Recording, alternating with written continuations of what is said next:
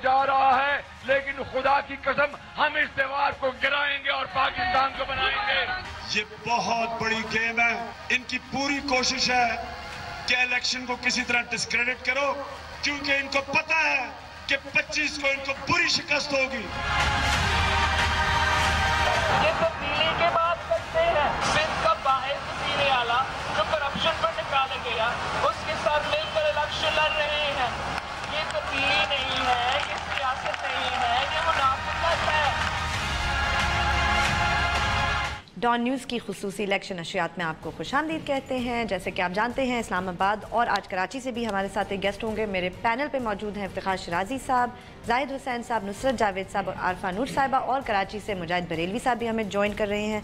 शाहिद साहब, आज क्या है आज एजेंडे पर? मैंने आज इनफैक्ट कोई ख़ास मौजू तो नहीं है, क्योंकि आज रात 12 बजे इंतखाबी जो मुहिम एक चल रही है वो ख़त्म होने जा रही है। और देखा जाए तो जो पाकिस्तान की 3 बड़ी सियासी जमातें हैं, पाकिस्तान पीपल्स पार्टी, पाकिस्तान मुस्लिम लीग नून और तहरीक इंसाफ, इन्होंने बड़ी भरपूर अपनी इंतखाबी मुहिम चलाई पिछले अरसे में।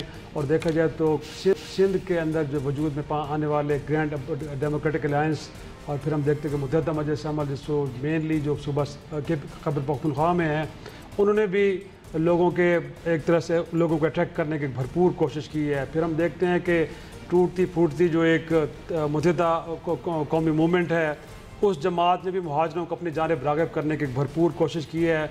और इस इंतखाबात को जो एक ज़्यादा इंटरेस्टिंग पहलू है वो आज़ाद उम्मीदवार हैं, कुछ जीप के इंतखाबी निशान पे इलेक्शन लड़ रहे हैं, और ज़्यादातर वो पंजाब के अंदर अपना हमें दिखाई देते हैं। फिर हम देखेंगे कि अदालती नाअहलियों और जेल में सज़ाओं का सामना करने वाली और फिर वोट को इज़्ज़त देने का नैरेटिव लेकर चलने वाली नून लीग वो कहाँ पर खड़ी है, उसकी स्टैंडिंग क्या है। और करप्शन और इदारों को गैर सियासी करने के दावेदार तहरीक इंसाफ, इनफैक्ट वो क्या वाकई लोगों को इस स्लोगन से इम्प्रेस कर पाई है। और बज़ाहिर पीपल्स पार्टी के बारे में कहा जाता था कि सिंध तक महदूद है, लेकिन पिछले अरसे में जो बिलावल भुट्टो ज़रदारी ने कैंपेन किए पूरे पाकिस्तान में, तो क्या वो एक नया सरप्राइज़ हमें देने जा रही है? कुछ ऐसा होने जा रहा है कि जिसके नतीजे में हम कहें कि उसकी रिवाइवल हो रही है। और ये मेन सवालात हैं जिनका हम आज के इस सेशन के अंदर जायज़ा लेंगे।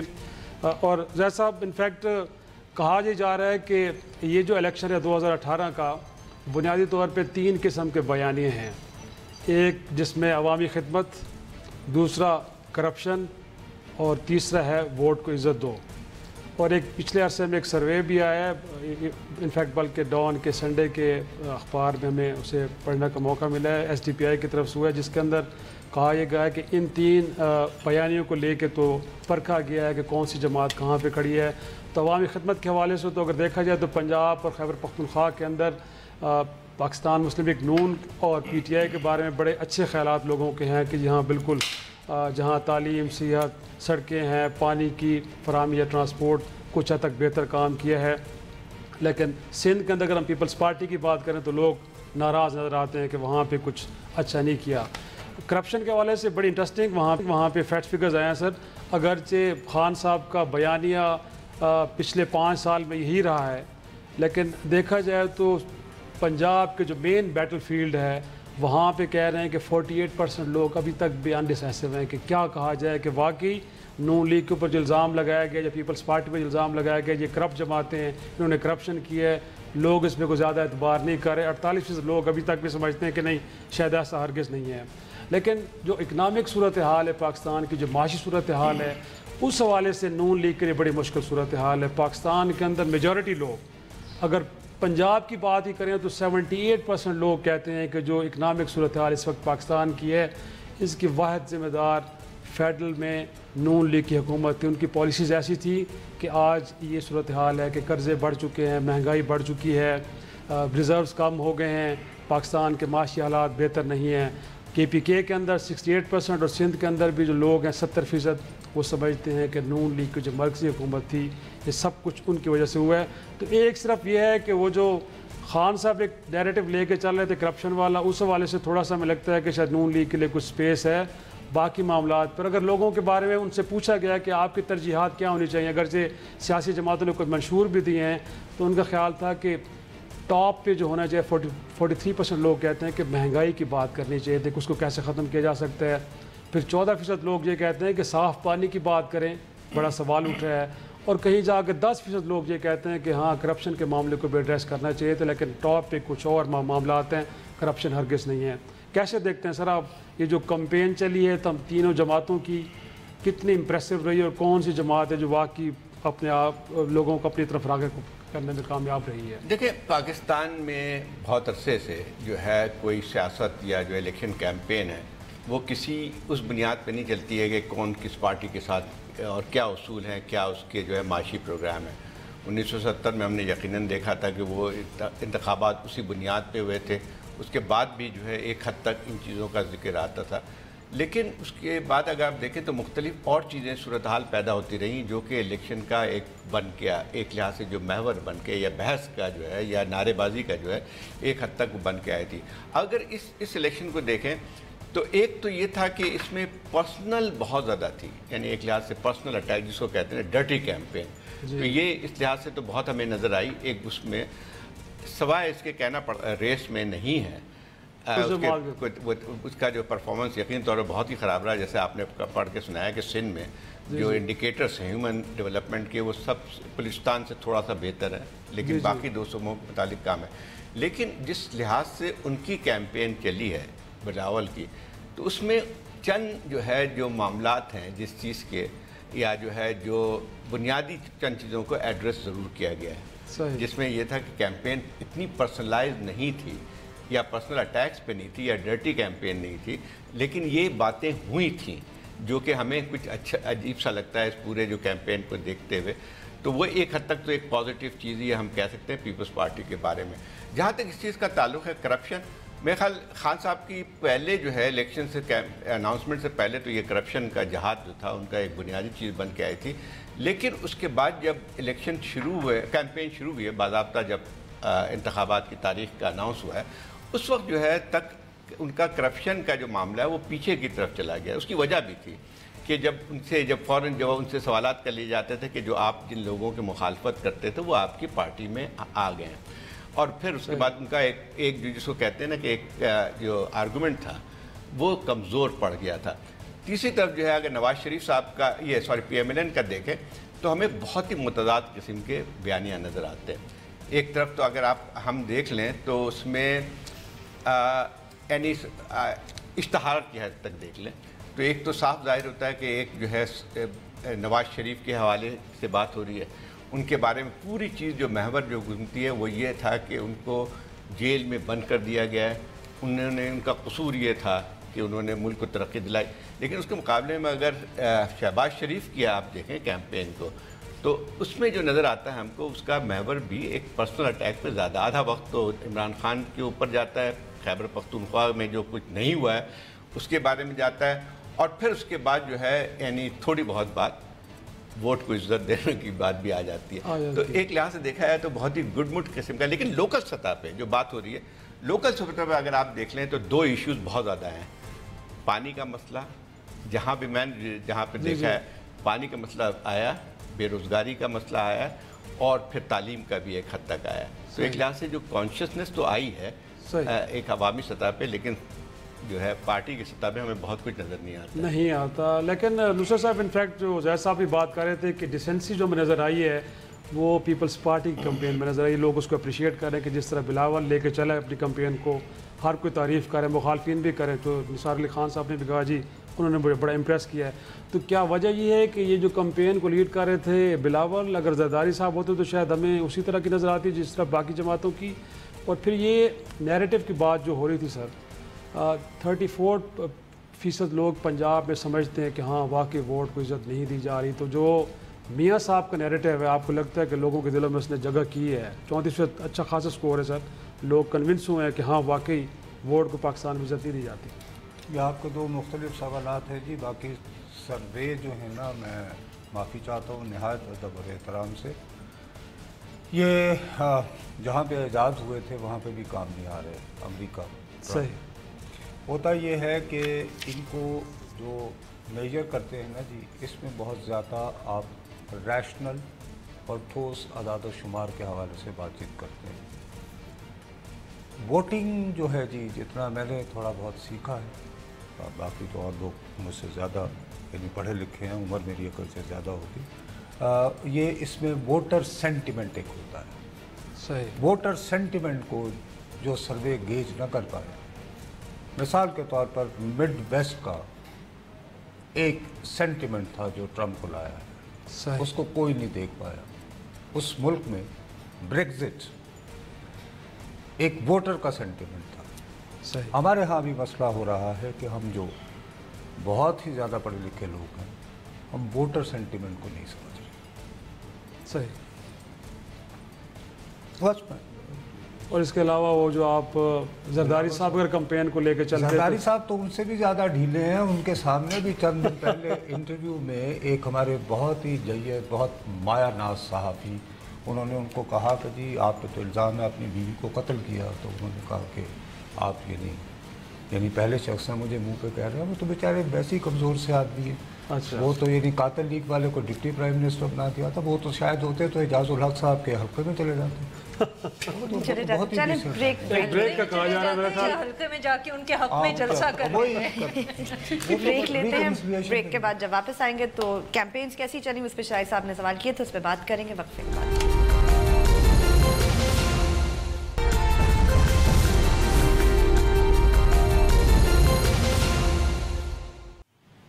Welcome back.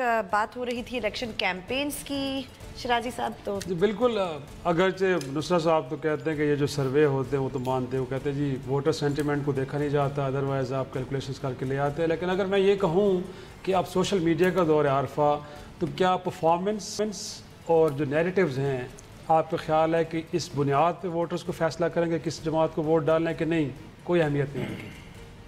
आई थिंक देखिए, वोटिंग का जो एक प्रोसेस होता है उसके अंदर वी शुड अज्यूम कि क्योंकि बहुत सारे वोटर्स हैं तो हर किसी का जो फैसला होता है वो उनके ख्याल में रैशनल होता है। उसके अंदर जो भी फैक्टर्स वो जिसको कहते हैं कि अकाउंट करना चाहें, जिसको हम कह सकते हैं कि हो सकता है किसी के लिए वोट को इज़्ज़त तो एक इशू है, हो सकता है किसी के लिए ये इशू है कि उनकी गली के अंदर जो सड़क नहीं बनी, या तो वेरी करता है ना। तो मेरे ख्याल में इस तरह एक स्वीपिंग स्टेटमेंट देनी कि सब लोग सिर्फ इसलिए वोट करें या उसलिए वोट करें शायद मुश्किल हो। हर कंस्टिट्यूंसी के अंदर हर वोटर का एक अपना वो थॉट प्रोसेस होगा और एक अपना रैशनल होगा वो फैसला करने के लिए।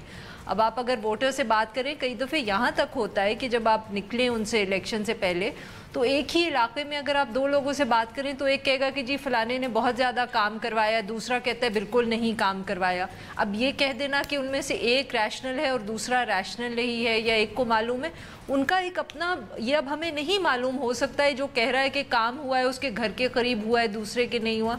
सो वेरी करता है। और ये वोट को इज़्ज़त दो का भी हो सकता है कि जो कोर कंस्टिट्यूंसी है PMLN की, जो इनका बहुत एक स्टॉन्च सपोर्टर है जो हमेशा PMLN के लिए वोट करता है या नवाज़ शरीफ के लिए, उसके लिए एक बहुत अहम इशू हो। बट हो सकता है कि एक दूसरा वोटर हो जिसने 2013 में उनके लिए पहली दफ़े वोट दिया है, तो इस दफ़े शायद वो ना देना चाह रहा हो, उसके लिए वोट को इज़्ज़त दो का इशू ना हो इतना बड़ा। सो वेरी कर सकता है। अब ओपिनियन सर्विस पे भी डिपेंड करता है कि वो किस तरह क्वेश्चन को फ्रेम करते हैं, किससे पूछते हैं। इसमें थोड़ा सा मैं ऐड करूँ, ये आती है कि जब हम, ये है कॉन्स्टिट्यूंसी पॉलिटिक्स में, और ये एकसा नहीं है, सूबों के दरमियान भी चीज़ें होती हैं। मसलन फ़र्ज़ कीजिए जाए जो चीज़ें जो हैं इस वक्त सेंट्रल पंजाब में, जनरल बात कर रहा हूँ कि कोई चीज़ जो है ज़्यादा एक लिहाज से जो है अट्रैक्ट करती है वोटरों को, तो वो ज़रूरी नहीं है कि वो दूसरे इलाकों में भी वही होगी। या सिंध में जो सूरत हाल है उसमें इश्यूज़ अलग होते हैं, और उसके साथ KP में जो मसाइल हैं उसकी एक अलग एक डायनेमिक्स बन के आती है।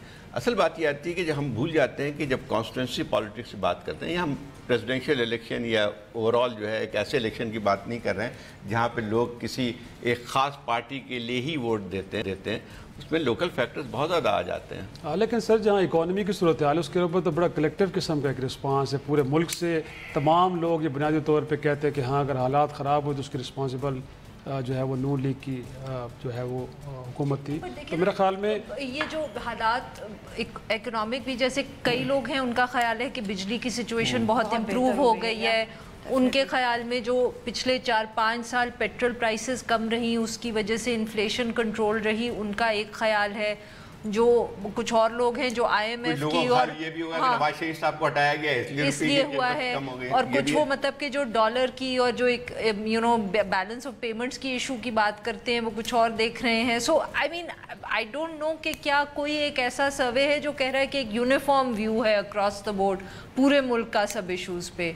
इस तरह तो शायद नहीं होता। साहब आपकी तरफ आएंगे, आपको भी लगता है कि जी ये चीज़ें इतने मानी नहीं रखती इनफैक्ट, और फिर यह है कि जिस तरह आज़ाद साहब भी कह रहे हैं कि हर सूबे में और फिर हर हल्के के अंदर कुछ और फैक्टर्स होते हैं कि जो डिसाइड करते हैं कि लोगों ने किसको वोट देना है, और जो जमातें जो अपने बयानी की बात करते हैं इनका कोई ज़्यादा अमल दखल नहीं होगा। देखिए, मैं ये तो आप लोग जो बैठे हुए जो गुफ्तगू कर रहे हैं जनरली तो ठीक है, लेकिन अगर मैं सिंध को और कराची को सामने रखूँ, मतलब कराची में सॉरी टू से विद ड्यू रिस्पेक्ट, कराची में इलेक्शन होते ही नहीं थे पिछले कोई 25 साल से।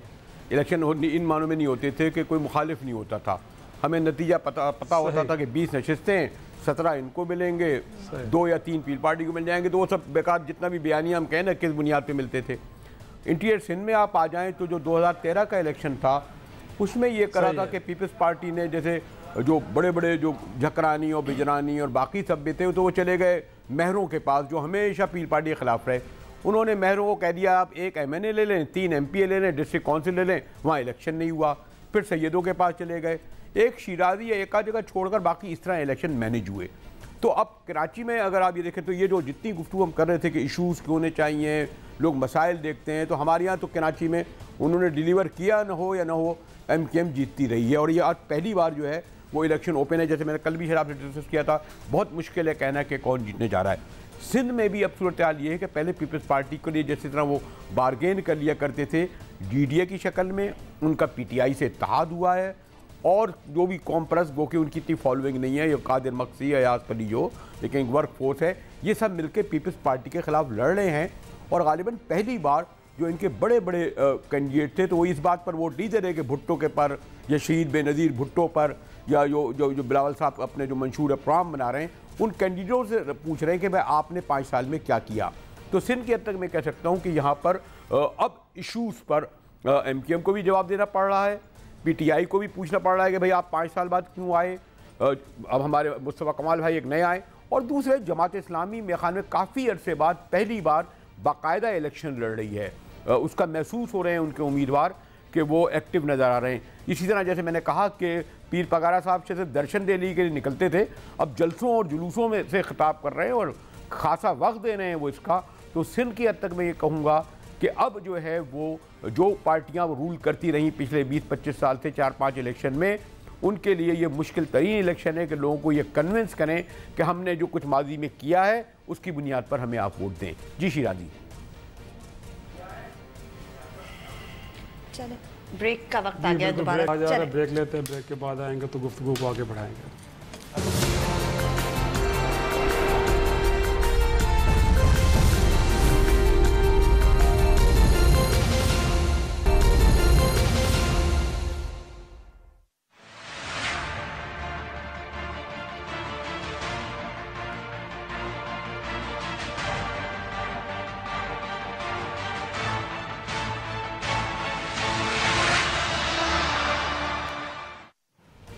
जी, डॉन न्यूज़ की खुसूसी इलेक्शन नशरियात जारी है। कैंपेन्स पे बात हो रही थी, वोटर सेंटिमेंट वगैरह वगैरह। बिल्कुल, इनफैक्ट जैसा साहब ये भी बात करूँगा कि इमरान खान साहब का अगर नैरेटिव लेके चलें, नया पाकिस्तान नई क़यादत, लेकिन 2018 का इलेक्शन कुछ पुराने चेहरों के साथ लड़ रहे हैं। और जब उनके कारकुन प्रोटेस्ट कर रहे थे बनी गाला में, तो उनको भी उन्होंने समझाया, उन्होंने कहा जी मैंने 2018 का इलेक्शन जीतना है, मुझे इलेक्टेबल्स चाहिए।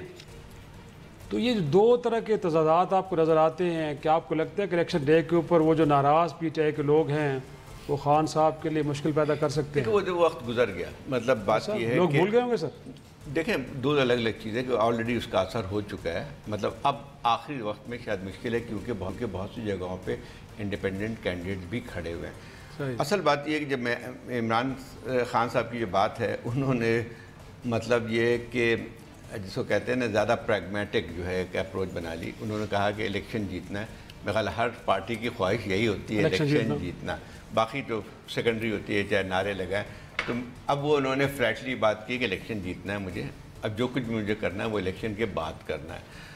अब यकीनी तौर पे जब टिकट का मसला आता है तो इनके यहाँ मसला ज़्यादा थे, क्योंकि और पॉलिटिकल पार्टीज़ का ये होता है कि ऑलरेडी उनके सेट होते हैं कैंडिडेट, जैसे PMLN के जो पुराने चले आ रहे हैं उनके जो है अपनी कॉन्स्टिट्यूंसी होती है, वो इस लिहाज से उनको हमें ज़्यादा नज़र नहीं आया। यही पीपल्स पार्टी का भी हाल है सिंध में। लेकिन यहाँ पे ये था कि भाई चूँकि इन्होंने एक पहले जो जिनके इलेक्टेबल्स की बहुत बड़ी तादाद आई थी तो उसकी वजह से, लेकिन अब मैं थोड़ा सा वैसे मोर प्रैग्मेटिकली मैं सोचता हूँ, मुझे नहीं लगता है कि उसकी वजह से उनकी वोट में कमी आई है, बल्कि अगर देखा जाए तो जो भी मतलब ठीक है, ये नुसरत साहब की बात बिल्कुल सही है कि ये 100% यकीन नहीं किया जा सकता है, लेकिन एक ट्रेंड तो आपको नज़र आना शुरू हो जाता है। तो उसमें लगता नहीं है कि उनकी ये जो सियासत में एक फ़र्क आया है उसकी वजह से उनके जीतने के इम्कानात कम हो गए, मुझे नहीं नज़र आता है। बल्कि एक हद तक जो कॉन्स्टिट्यूंसी पॉलिटिक्स में लोग करते हैं तो उनको लगता है कि उनकी सूरत हाल बेहतर हो गई है। दूसरा साहब, आप भी इत्तेफाक करते हैं जैसे आपसे कहा कि उनकी सूरत हाल बेहतर हो, जिस तरह के कैंडिडेट उन्होंने सेलेक्ट किए हैं, जो घोड़े उन्होंने मैदान में दौड़ाने चाहें, तो आपको लगता है कि अब नो खान साहब की पोजीशन काफ़ी मजबूत हो गई है? मैं तो जी जिस दिन से आपके साथ बैठा हुआ हूँ ये बल्कि मैं ये समझता हूँ कि इस वक्त जो इलेक्शन की गेम है, हाँ जी, वो उसमें पत्ते जो हैं वो इस तरह बटे हैं इत्तेफाक से कि उसमें इमरान खान साहब को एज नजर आ गई। बाकी इलेक्टेबल्स की जो बात है तो जैसे वो खुद फरमाते हैं वर्ल्ड कप उन्होंने अकेले जीता था, बाकी 10 ऐसे ही थे। नहीं वो इसीलिए देखिए ना, अगर उनकी आप तकरीर देख लें, उनका ये है कि वो भी कल उन्होंने तकरीर में कहा कि ये मत देखें कि मैंने किसको टिकट दिया, बिल्कुल ऐसे, बिकॉज आई एम कैप्टन। वो ये कह रहे हैं कि चूंकि मैं कप्तान हूँगा, I will run the show. तो अगर कोई आदमी जिसको आप खुदा न खास्ता करप्ट यानी परसीव करते हैं, जब वो मेरी क़यादत में आएगा तो ठीक हो जाएगा। तो लोग असल में खान साहब को वोट देना चाहते हैं। सर खान जी जी, दूसरी जो बात है, लोग देना चाहते हैं या ये कह रहे हैं कि हमें ये वोट दो? सर वो अब वोट मांग नहीं रहे हैं, अब वो क्लियर मेजॉरिटी चाह रहे हैं। और लेकिन सर 5 साल तो रहे हैं ना वहाँ पे, 90 दिन कहे थे उन्होंने करप्शन के खात्मे के लिए KPK के अंदर। सर उसके बावजूद आप मुझे देखें ना, हम लोग मुसीबत ये है कि हम अपनी बहस को बहुत ज़्यादा भाई फैला देते हैं। ठीक है जी, फोकस या तो आप सिर्फ KP पर बात करें और KP का मेरे सामने कुछ सर्वे लाएं जो ये कह रहा है कि इस हल्के में अब PTI का कैंडिडेट हारेगा, इस वजह से हारेगा बिकॉज ऑफ बैड परफॉर्मेंस। मैंने भी नहीं देखा कोई सर्वे जो उनको PTI में इस तरह की सीधी सी बात है उनको दिखाए कि वो ट्रबल हम लोग यानी फ्रैंकली स्पीकिंग, अब मैं स्मिथ का क्या हुआ साहब के खैबर पख्तूनख्वा के लोग कभी 2 मरतबा किसी को दोबारा वो हुकूमत में नहीं लाते, वो तो मिट्टी रह गई। बस ऐसे बना ली जाती हैं। बाद में हमाम सहाफ़ियों का मसला ये होता है, हम पहले खुद एक मिथ इन्वेंट करते हैं, फिर उसी के हम यानी प्रिजनर हो जाते हैं। मसला ये है कि खैबर पख्तूनख्वा में एंटी PTI फोर्सेस स्प्लिट हैं। बिल्कुल ठीक, हर एक का अपना अपना कैंडिडेट खड़ा है। अगर ये जमातें मुत्तहिद होकर कोई प्लेटफॉर्म बना के लड़ती तो शायद PTI को इतनी आसानी ना होती। ब्रॉडली हमें वही पैटर्न नज़र आ रहा है, एक हज़ारा है, एक वैली है जिसको आप पश्तून वैली कहेंगे, और एक साउथ है। उनमें वही पैटर्न चल रहा है और रिज़ल्ट भी तकरीबन वैसा ही आएगा जैसा कि आता रहा है। दूसरा जो है ना, मैं आपसे ये कर रहा हूँ कि खान साहब को इस वक्त एज है, और एक आम आदमी ये भी सोचता है कि यार ये वज़ीर आज़म होंगे तो इनकी इदारों के साथ टेंशन नहीं होगी, सही, तो यार को थोड़ा सा ना चलो सुकून मिलेगा। ये भी एक लोगों के मतलब आप कारोबारी आदमी हैं, सही, आप कहते हैं यार शहबाज शरीफ को फिर वापस ले आए, अगर फ़र्ज़ करें तो इतने मामला चल रहे हैं। एक चीज़ मेरा सवाल आपसे कि क्या आप जो कॉन्स्टिट्यूंसी लेवल पे भी यही चीज़ें जो हैं वो फिगर करती हैं? मेरे भैया देखिए, कॉन्स्टिट्यूंसी लेवल में थाना कचहरी तो मैटर करता है ना। अगर मेरे MLA का SHO ने टेलीफोन नहीं सुनना, ठीक है ना, KBK में तो उन्होंने गैर सियासी कर दी थी पुलिस, पंजाब में तो कोई नहीं अब यानी पंजाब में वक्त लगेगा करते हुए। अब ये कि लेकिन फ़िलहाल कुछ दिनों के लिए तो खुसरो बख्तियार को, थानेदार को फ़ोन करना है, अब आने वाले को भी करना है, पटवारी को भी करना है, जब तक सिस्टम ठीक करेंगे। तो लोग चाहते हैं कि भाई ऐसा बंदा होगा जिसका टेलीफोन वसूल करे। सेंट्रल पंजाब में मामला बिगड़ गए। मतलब मैंने एक मरतबा बहुत बड़े ख़ानदानी तौर पर, मैं नाम नहीं लेना चाहता क्योंकि प्राइवेटली बात हो रही थी तो गैर अखलाक़ी होता, तो मैंने कहा जी आजकल आप सारा वक्त लाहौर में ही होते हैं। तो उन्होंने मुझे कहा वो जिन्होंने कम कराने उन्होंने आप पैसे दे के करा लो, उन्होंने मेरी ग्लोरी। तो सेंट्रल पंजाब में लोगों के पास पैसे हैं, दे पे द मनी, और अपना शनाख्ती कार्ड बनवा लेते हैं, उन्हें फ़ोन कराने की ज़रूरत नहीं। तो आप ये बेसिकली कह रहे हैं कि वो जो पॉलिटिशियन जो था, जो ब्रोकर होता था, वो सेंट्रल पंजाब में उसकी ज़रूरत नहीं रही। बाबा ओवरसीज पाकिस्तानी अपवर्ड मोबिलिटी, इसकी वजह से लोगों के पास पैसा है, जाते हैं गवर्नमेंट के दफ्तर, वहाँ पे मुकमुका किया, अपना काम करा के आ गए।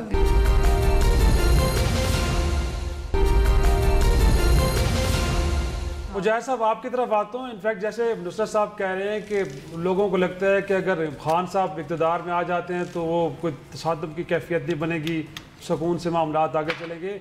तो क्या ये जो परसेप्शन बनी है KPK में उनकी अच्छी परफॉर्मेंस से बनी है, या फिर लोगों के पास को और अच्छी चॉइस ही नहीं है, उनको लगता है कि खान साहब ही बेस्ट चॉइस है तो बस ठीक है इसी तरफ चलते हैं?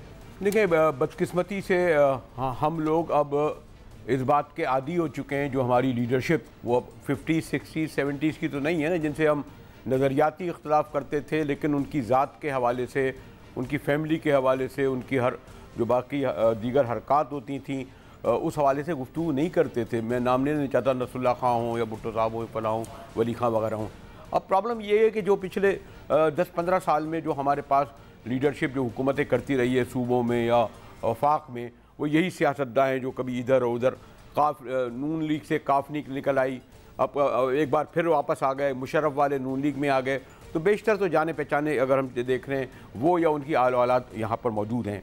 एक ज़रा जहाँ मुझे इतना मौका नहीं मिला पंजाब में आके देखने का, और हमारे तो मैंने पहले भी कहा था कि उस्ताद निसार उस्मानी कहते थे कि जिस जगह जाओ नहीं वहाँ के बारे में गुफ्तगू मत करो, पर तो मुझे उस तरह नहीं पता। कराची में एक तस्वुर ये है और या सिंध में कि जी इमरान खान उस तरह आजमाया नहीं गया है, और एक बार देखा जाए इसको, एक अभी आम लोग बैठकर कह रहे थे कि जी चले इसको भी देख लेते हैं, क्योंकि जो हमारी इनकी जो पास में जो हमारे यहाँ हुकूमत कम से कम सिंध की हद तक मैं कहूँगा उनका कोई तजर्बा उनके लिए अच्छा नहीं रहा। वाक़ियत तक इमरान खान के एज हासिल है, हमारे नुसरत जावेद साहब कह रहे हैं, यकीनन उनको एक इंतखाबात का भी और ग्रास रूट का तजर्बा भी है, जाहिद भी अगर ये कह रहे थे, लेकिन ये जो एक पता नहीं क्यों हंग पार्लियामेंट और इसका जो मौलक पार्लियामेंट का, तो मेरा ये ख्याल है कि अगर हंग या मखलूत पार्लियामेंट भी हो तो मेरा ख्याल तो अच्छा रहता है। ये जो भारी अक्सरियत से लोग आ जाते हैं ना, फिर इत्मीनान से बैठ जाते हैं कि जी हमें मुद्दत पूरी करने दी जाए, ठीक है फिर हम 5 साल बाद जवाब देंगे। तो ये जो जब इन्हें देखना पड़ेगा ना कि 1 वोट पर 4 वोट पर हुकूमत खड़ी और लोग हट गए, तो इन्हें फिर हर उम्मीदवार को अपनी परफॉर्मेंस दिखाना पड़ेगी। तो बज़ाहिर तो जो आप लोग कह रहे हैं एच तो है, लेकिन मुझे ऐसा नहीं लगता कि खान साहब कोई सादा पाएँ बहुत आसानी से। चले हेडलाइंस के लिए मेरे ख्याल में हमें ब्रेक लेनी है, हम हेडलाइंस के लिए ब्रेक लेते हैं, उसके बाद वापस आएंगे।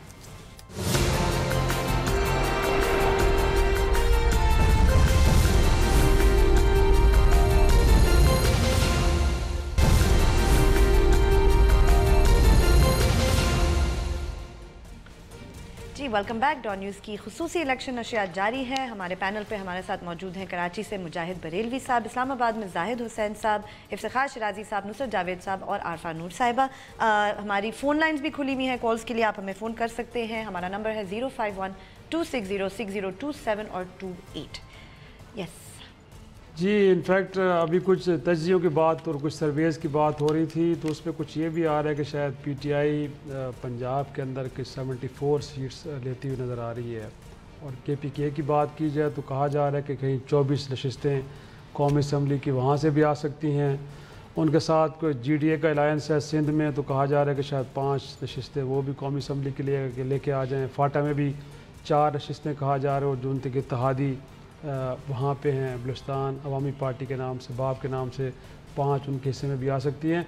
तो मजबूरी तौर पे देखा जाए GDA और वहदतुल मुस्लिमीन और काफ लीग, तो उनकी कोई 127 नशिस्तें बनती हैं मजबूरी तौर पे, और अगर ये मिल जाती हैं आपको तो शायद 30-32 साहब को मखसूस नशिस्तें मिल पाती हैं। तो खान साहब तो इस खदशे का इजहार कर रहे हैं कि शायद एक हंग पार्लियामेंट आएगी और फिर उन्होंने कहा कि बड़ी बदकिस्मती होगी। तजिए कुछ अदरवाइज़ बता रहे हैं। और फिर अगर देखा जाए तो शहबाज शरीफ साहब कह रहे हैं कि शायद उन्हें 40-45 नशस्तों तक महदूद किया जा रहा है, उनको यहाँ तक रखा जाएगा। तो आपको अगर देखा जाए परसेप्शंस को, सर्वेज को, तो जैसा साहब क्या प्रिडिक्ट करते हैं? कोई लगता है ऐसा कुछ? ऐसा वही बात आती है, ठीक है, एक ट्रेंड एक हद तक जाहिर होती है, इससे इनकार नहीं किया जा सकता है कि बाद लोग जाते हैं वहाँ पे।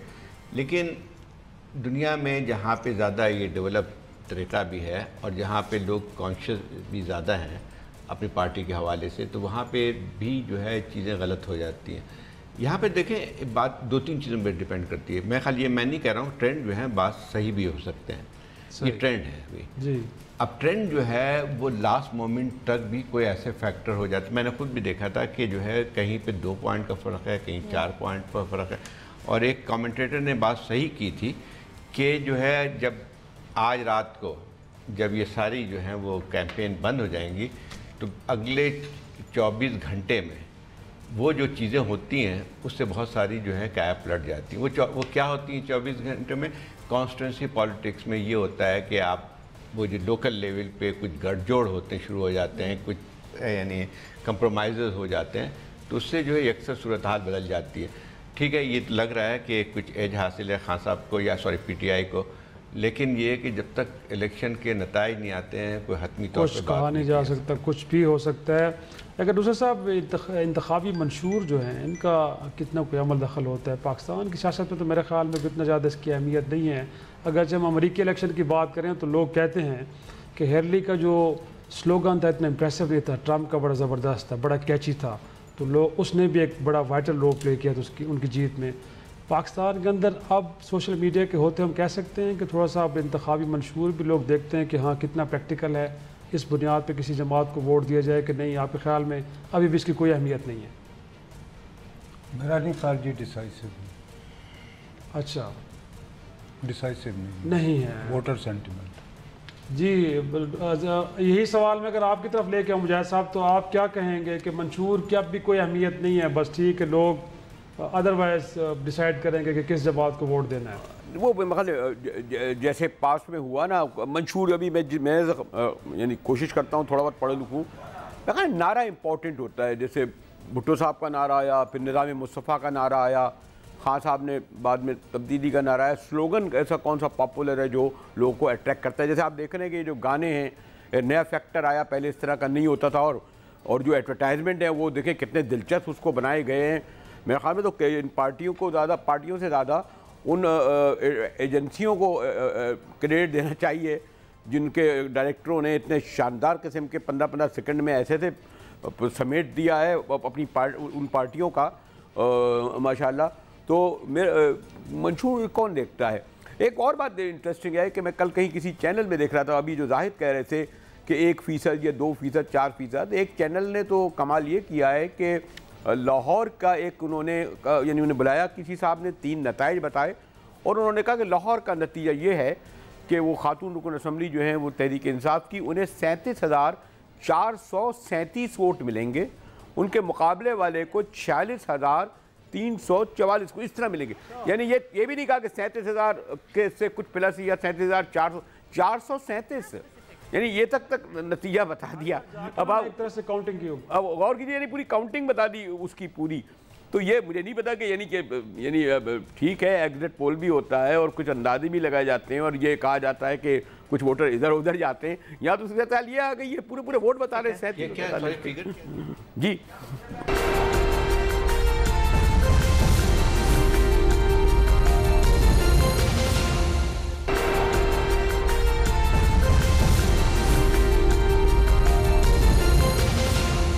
से कॉलर ले लेते हैं, उसके बाद जी बड़ा अहम नुकता उठाया जी। कराची से कॉलर, अस्सलाम वालेकुम। अच्छा, रहीम यार खान से कॉलर है जी। अस्सलाम वालेकुम जी। वालेकुम सलाम। रहीम यार खान से बात कर रहा हूँ, जावेद अहमद जी जी। सर सवाल ये था कि क्या इलेक्शन पे केपीके की रिजल्ट आएंगे?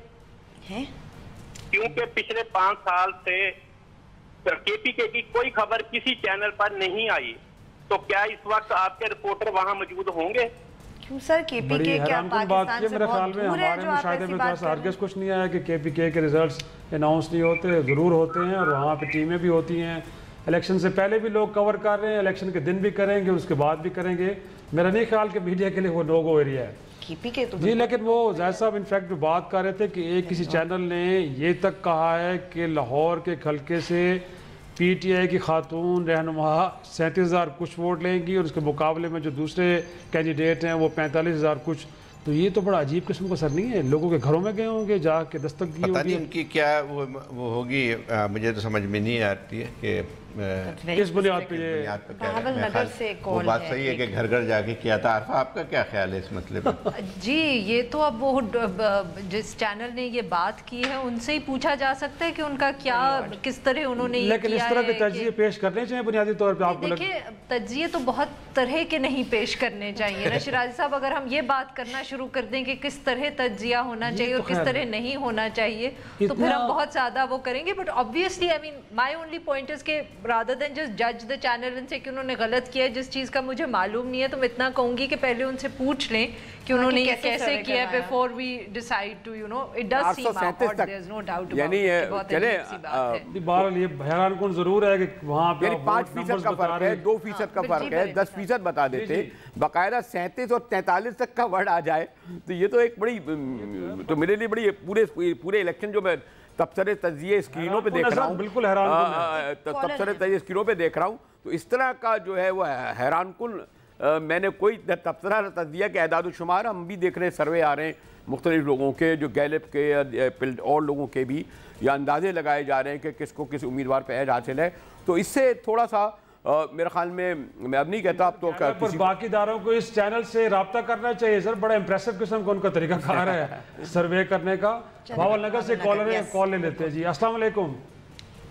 जी जी वालेकुम सलाम सर, भावल नगर से मोहम्मद उमर कर रहा हूँ, जनूबी पंजाब। जी तो सर मैं सिर्फ ये पूछना चाहता था कि जो हमारे देहाती आप कहते हैं इलेक्टेबल्स हो गए या हमारे नुमाइंदे हो गए तब्दीली के नाम पे, गुर्बत के नाम पे या किसी भी चीज के गवर्नेंस के नाम पर, तो हमारे मसाइल तो इनमें से कोई ना आगे लेके आया है ना लेके आने वाला है।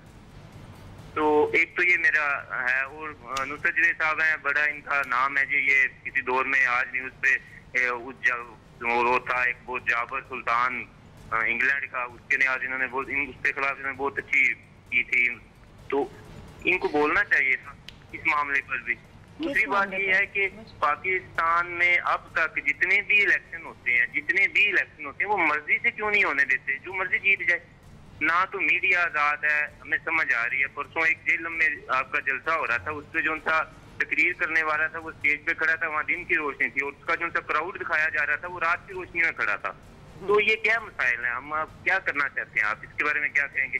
और एक और छोटी सी रिक्वेस्ट है कि आपके जो उनसे जहाँ भी जितने भी नुमाइंदे बैठे हैं, इस चैनल पर भी बैठे हैं, माजरत के साथ ये भी हमारे जो उनसे मामला हैं आगे लेके नहीं आते।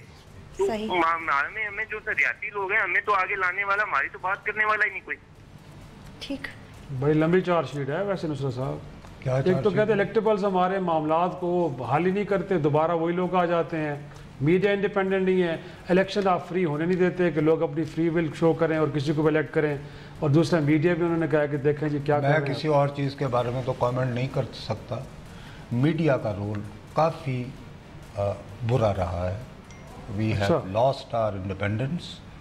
और जो एक फेयर अंदाज में देखिए, इलेक्शन इंतखाबात जो होते हैं ये गहमा गहमी और डिबेट का मौका होता है, बहस होती है, कुछ सवालात होते हैं जिन पे आप खुल के बात करते हैं। सही। तो वो हम नहीं करते क्योंकि रस्म दुनिया भी है, मौका भी है, दस्तूर भी है। 7 से 9 बजे तक बैठे हुए हैं, सहम कर जितनी गुफ्तगू हो सकती वो कर लेते हैं। आप देखिए ना, अब इंतज़ार हो रहा है, हमने डिस्कस तक ही नहीं किया कि ये हनीफ अब्बासी के हल्के में इलेक्शन होना है या नहीं होना। वो खारिज हो गए। अभी आई है खबर कि शेख रशीद साहब की एप्लीकेशन खारिज हो गई। नहीं तो अब वो इसका मतलब है कि इल्तवा में चले गए हैं। नहीं, अब तो वो अभी सुप्रीम कोर्ट भी तो, हाँ सुप्रीम कोर्ट का फोरम है, यकीनी तौर पर कल वहाँ पे भी होगा, लेकिन ब्रेक के बाद उस पे गुफ्तगू करेंगे। ब्रेक लीजिए।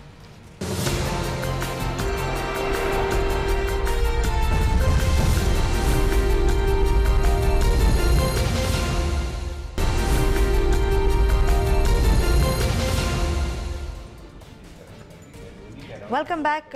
डॉन न्यूज़ की खुसूसी नशरियात जारी है। हमारे फ़ोन लाइन्स ओपन है, अगर आप हमें कॉल करना चाहते हैं। हमारा नंबर है 05126027 और 28।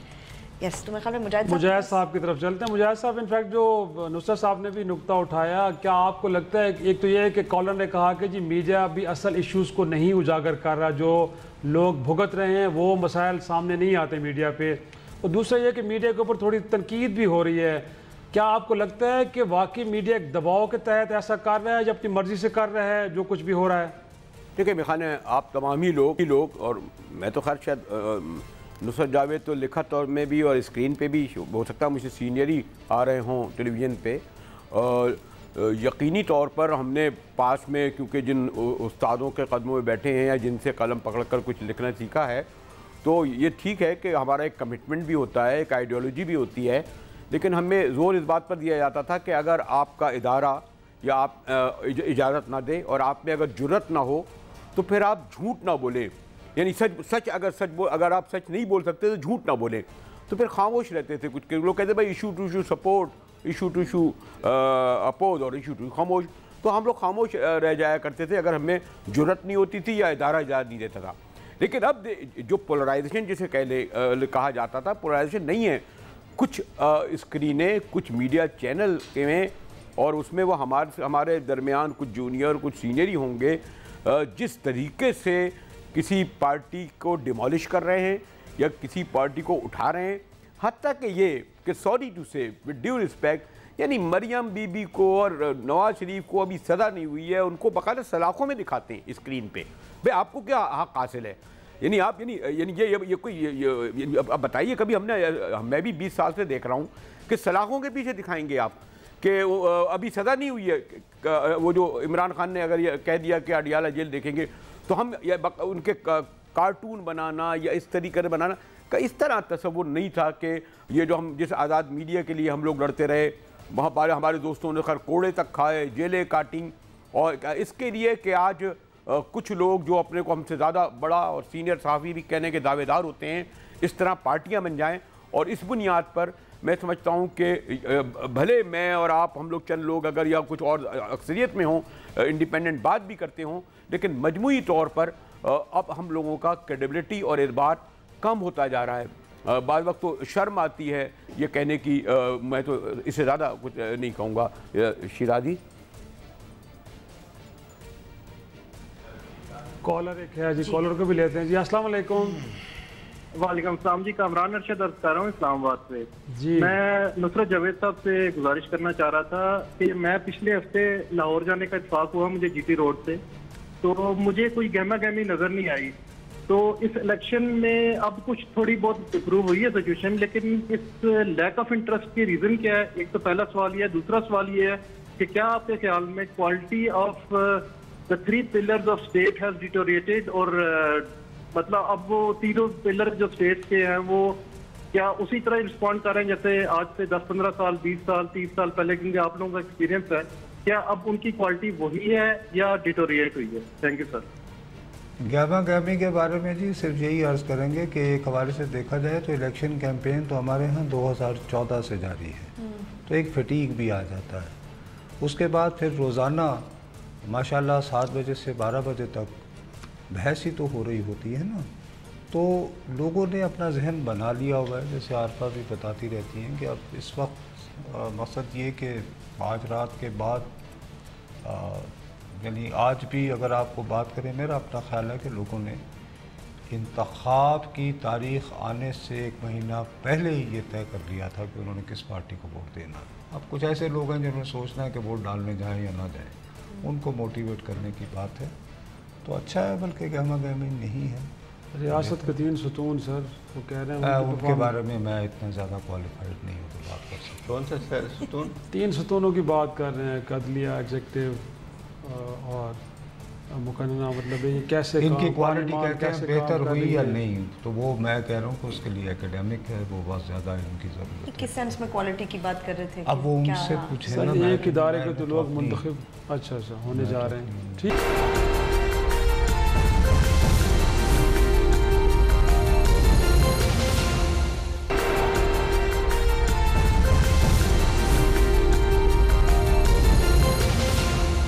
मीडिया की बात पे आरफा आ जाते हैं थोड़ा सा, क्या लगता है वो आप उन कॉलर की बात से इत्तेफाक करती है कि वाकई मीडिया असल इश्यूज़ को नहीं उठा रहा, और फिर ये है कि दिन को रात और रात को दिन दिखाया जा रहा है, वो भी कहीं से आप दूसरा साहब कहते हैं कि जी कुछ एरियाज ऐसे जहाँ नहीं जा सकते ना, बात नहीं कर सकते। देखिए अब ये बहुत सारी चीज़ें हैं जिस पे अब हम 5 मिनट के अंदर क्विक सा जवाब दें कि मीडिया जो है वो उसके ऊपर प्रेशर्स तो हमेशा रहते हैं। मेरे ख्याल में press freedom is something which is constantly being negotiated, पहले भी अब भी और हर मुल्क के अंदर। बट ऑब्वियसली ये हम बिल्कुल नहीं कह सकते कि आजकल बिल्कुल कोई प्रेशर नहीं है या एडिशनल प्रेशर नहीं है।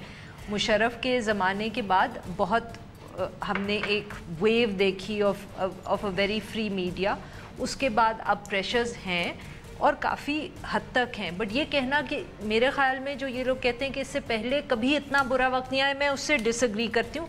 बट मेरा जो व्यू है इसका ये मतलब नहीं है कि उससे हर किसी अग्री करे। We are also debating this issue constantly. नहीं जाहिद साहब, मेरे कहने का मकसद है कि हम भी तो इस इशू को डिबेट कर रहे हैं ना, मतलब कि we all have our perceptions, we will all agree disagree, आगे वक्त आएगा हो सकता है कुछ और हम देखें नहीं देखें। सो ये नोबडी इज़ राइट और wrong about it, they're all perceptions. अच्छा, दूसरी बात हो गई कि मीडिया सच बोलता है कि नहीं, कौन से इश्यूज दिखाता है, ये भी वेरी करेगा from person to person, because ये आप बहुत सब्जेक्टिव बात कर रहे हैं कि सच क्या है, असल इशू क्या है। इट विल वेरी, जो व्यूअर होगा उसके ख्याल से भी वेरी करेगा और हमारे उससे भी वेरी करेगा। तीसरी चीज़ आ गई कि वो क्या दिन को रात और रात को दिन दिखाता है।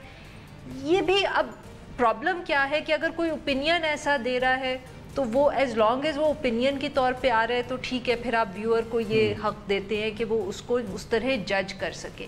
न्यूज़ के अंदर अलबत्ता इस तरह नहीं होना चाहिए, उसको डिस्टॉर्ट नहीं करना चाहिए, सही बात करनी चाहिए और उसमें भी वेरी करेगा ना, क्योंकि जैसे हमने बहुत दफ़े बात की कि बाहर की दुनिया में भी चैनल्स या अखबार होते हैं जिनका अपना एक व्यू पॉइंट होता है, वो उसको इंडोर्स करते हैं। आप पब्लिक कर दें कि आपका एक सर्टन व्यू पॉइंट है और वो चल रहा है तो उसमें कोई हर्ज नहीं है। मगर वो नहीं करते ना अल्फा, हम कहते हैं हम न्यूट्रल हैं, वी लव दैट वर्ड, और फिर किसी एक पार्टी को not, I mean you see the point is that what is neutrality, I mean what is happening in the US right now is we are not talking about neutral stuff. फिर मैं आपकी तरफ आता हूं। अच्छा, एक चीज़ खाली मैं बता दूं कि जो रिपोर्ट की बात आ रही है, हमेशा जो जर्नलिस्ट उसमें कायदा ये होता है कि जब आप रिपोर्ट कर रहे हो, जो आपका फ्रंट पेज होता है, जब न्यूज़ का जो पेज होता है, उसमें आपको सिर्फ वही खबर देनी चाहिए जो कि आप देख रहे हैं, जिसकी रिपोर्ट कर रहे हैं। आपके ओपिनियन और एडिटोरियल पेज में आपकी ओपिनियन होती है, एडिटोरियल में उसकी अपनी पेपर की पॉलिसी होती है। एक फैसलाबाद से कॉलर जी, अस्सलाम वालेकुम। मुल्क की किस्मत के वारिस बन के सनसनी फैलाए बैठे होते हैं कि आज पाकिस्तान दाईं तरफ गिर रहा है, सुबह उठ के खड़ा बाईं तरफ हो जाएगा। इतनी सनसनी ना फैलाएं और इतने मामला उल्ट ना दिखाया करें, बिल्कुल फैक्ट्स एंड फिगर पे बात किया करें।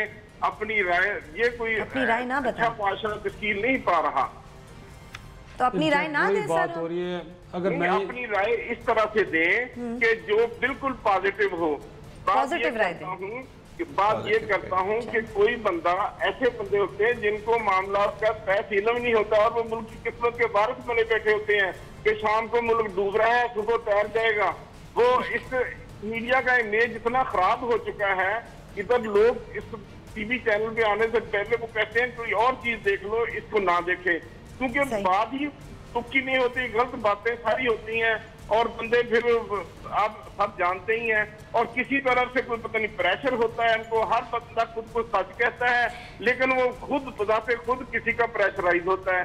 किसको देखें किसको ना देखें, मेरी ये अर्ज है। मुझे सिर्फ ये बताया जाए क्या आया कोई प्योरीफाइड चैनल नहीं है जो बंदा देख सके स्कूल से, जिससे सही बातें मालूम हो सके। जी भैया, कार्टून नेटवर्क देखा करें, सेहत के लिए बहुत अच्छा होता है। अच्छा, एनिमल वर्ल्ड, वहाँ पे बड़े इंटरेस्टिंगली वो बताते हैं मुख्तलिफ जानवरों को। आखिर इंसान भी एक थ्योरी है ना कि पहले जानवर था और अब अशरफुल मखलूक़ात है।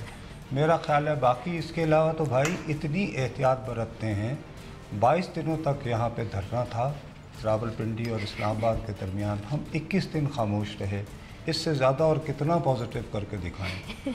अब कल इतना अच्छा वाक़या हुआ, नहीं दिखाया किसी ने, मौलाना अहमद लुधियानवी साहब एक बहुत ही अमन परस्त एक आलिम हैं।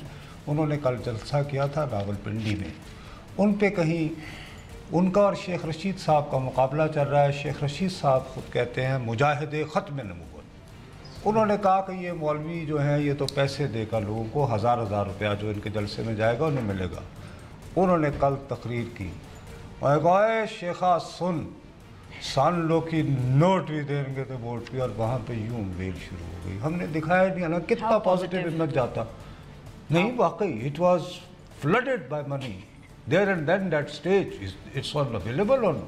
हमने लेकिन नहीं दिखाया। हम अपने मौलवियों का पॉजिटिव इमेज नहीं दिखाते। ये जो दो लिबरल लेफ्ट किस्म के लोग हैं इसी पे कनाडा से कॉल लेने इससे पहले के मीडिया लोगों पे, इसलिए मौलाना हजरात ने आवाम की मोहब्बत नहीं। अस्सलाम वालेकुम जी वालेकुम कनाडा से कॉल कीजिए सर, बता भी जी। मेरा नाम मोहम्मद फारूक है, मैं इस्लामाबाद से बात कर रहा हूँ। अच्छा मोहम्मद फारूक, मैं आपका प्रोग्राम रेगुलर देखता हूँ और गाए बगाए कॉल भी करके अपने ख्यालात बताता हूँ। जी जी तो बताइए। जी मैंने ये बताना था कि जो आप टॉपिक डिस्कस कर रहे हैं इसमें तकरीबन हर चैनल पे जितने भी दिफाई तजिया नगार आते हैं वो सिर्फ एक ही पार्टी के खिलाफ बोलते हैं और किसी के खिलाफ नहीं बोलते। तो दिफाई नुक्ता नजर है यही होगा ना। राय ये है तो वो क्या करें? दिफाई नुक्ता नजर से यानी सिक्योरिटी हैजर्ड भी तो देखे ना। नवाज शरीफ साहब ने मोहतरमा बेनजीर भुट्टो के बारे में फरमाया था वो सिक्योरिटी हैजर्ड है। अब वो खुद हो गए तो क्या करें अब। अच्छा कनाडा से बस असल में कनाडा से जी का नाम छपा हुआ है और उसका नाम उन्होंने इलेक्शन कमीशन ने निकालना है, सिर्फ ये फॉर्मेलिटी है। और इससे पहले आपको कैसे पता सर कनाडा में बैठे हैं क्या होता है? इलेक्शन कमीशन को पता है बस। अच्छा रहने वाला किसी का हूँ, रहने वाला यहाँ का हूँ, मुझे पता है क्या हो रहा है। अच्छा शेख रशीद साहब तो समझ रहा है, हैदर साहब समझ रहे हैं। उन्होंने ऑलरेडी ऐलान कर दिया है, 11 यूनियन काउंसिल के जो चेयरमैन है उन्होंने ऐलान किया कि हम मुख्तार अब्बास को वोट देंगे। और दूसरा है कि तनवीर चौधरी के उसमें मीटिंग हुई है उसमें उन्होंने ऐलान कर दिया है कि पीपल पार्टी को वोट देंगे। ठीक बात तो यही है। Very good. अच्छा ये अंदर की बात बताइए नुसरत साहब, अंदर की बात बताइए। उन्होंने कहा है कि नून लीग बटी हुई है, खदशा ये कि हार जाएंगे तो प्ली लिए हर सूरत में। अब देखिए हार तो है मुकद्दर, मेरे पास जीतने का नुस्खा है। मैं बताता हूँ, मैं शर्तिया कहता हूँ आपको बगैर यानी कि उसके यानी किसी फीस के देने को तैयार हूँ। नुस्खा मुझसे पूछें, अगर हनीफ अब्बासी से प्यार करने वाले वाकई चाहते हैं कि इस नशिस्त पर इलेक्शन अगर होना ही है 25 को सही और ये हार जाएं जिनको वो हरवाना चाहते हैं तो सिर्फ एक बात करें, नहायत खुशी व वजू से अलामा खादिम रिजवी साहब के पास जाएं। एक तो उनके गुनाह की तलाफ़ी हो जाएगी वो हलफ वाली, और कहें कि सर हम आपके कैंडिडेट को देंगे। वो आके एक जलसा करके जब वो सीरी पे आएंगे तो काम हो जाएगा। रहीम यार खान जी, रहीम यार खान नहीं मेरा मशवरा है, अगर रहीम यार खान साहब, रहीम यार खान जी इस्लाम पार्टी को वोट देने से थोड़ी काम होना है, वो तो आप बेचारे जी बात कीजिए सर। जी करवाएं, बात करें ना आप टेलीविजन पर। जी वालेकुम अस्सलाम जी, अपना सवाल करें, आप टीवी पे हैं। जी जी जी नुसरत साहब सुन रहे हैं ना, बात करें। सुन रहे हैं भाई, अर्ज कर दें। मैं आपका सर बात सर 2 मिनट लूंगा आपके सर। 2 मिनट। अर्ज ये थी कि ठीक है हर इदारा जो है वो अपना काम कर रहा है। सवाल जो उठ रहे हैं, थोड़े बहुत सवाल उठ रहे हैं ना, जगह एक न्यूट्रल तजियाकार है, एक न्यूट्रल जज है, एक न्यूट्रल दिफाई तजियाकार है। अब तो जजों के ऊपर भी आवाजें उठना। अच्छा भैया मुझे तो उमर ने न्यूट्रल कर दिया होगा, वरना भाई मैं तो न्यूट्रल होने पे बहुत शर्मिंदा होता हूँ ना भाई। ना ना ना ये ना करे, न्यूट्रल होना कोई अच्छी बात तो नहीं है भाई, ना करे ना ये, वरना तो सारी प्रोडक्टिविटी जो है वो तो यानी ज़ाया हो जाती है। But needs to be creative and productive, not neutral as a journalist. Creative कहां से आ गया? बीच में क्या मतलब है आपका? अगर कोई neutrality and creativity they don't go together, do they? कोई नहीं डू दे। क्रिएटिव तो बॉस हम टीवी पे रोज होते हैं ना, जब दिन को रात और रात को दिन दिखाते हैं, that is creativity don't go together as far as I understand. अच्छा इनफैक्ट एक तो ये बताया कि जो इलेक्ट्रॉनिक मीडिया आने के बाद जाके इनके लफ्जों के मायने देखूंगी इलेक्ट्रॉनिक मीडिया आने के बाद क्या मीडिया को भी एक पिलर ऑफ द स्टेट कहा जाता है, तो कंफ्यूजन को और ज़्यादा वसी के है इसमें। लेकिन नुसरत साहब हंस रहे हैं सर, एक डेफिनेशन तो ये भी है ना सर,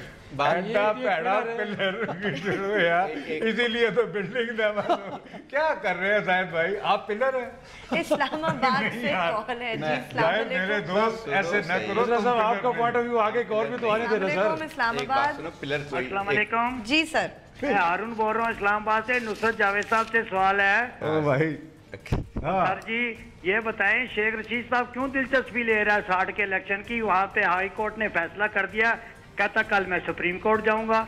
और भाई जब जीते 62 में जीते ना, ये आपका क्योंकि खास है, जरा आप बताएं ना। देखिए मुझे तो उनसे बड़ी मोहब्बत है। आरिफा बता सकती थी क्यों नहीं वो मजा, अगर फर्ज करो कि इस तरह का कानून बन जाए कि वो देखे, अगर वो दानियाल चौधरी के खिलाफ जहाँ पे लड़ रहे हैं ना, ये इस तरह ऐलान हो जाए कि अगर वो 25 के दिन वहां से जीते तो ये भी फर्ज कर दिया जाए कि वो 60 से भी जीत गए, तो शायद मुतमिन हो जाएंगे।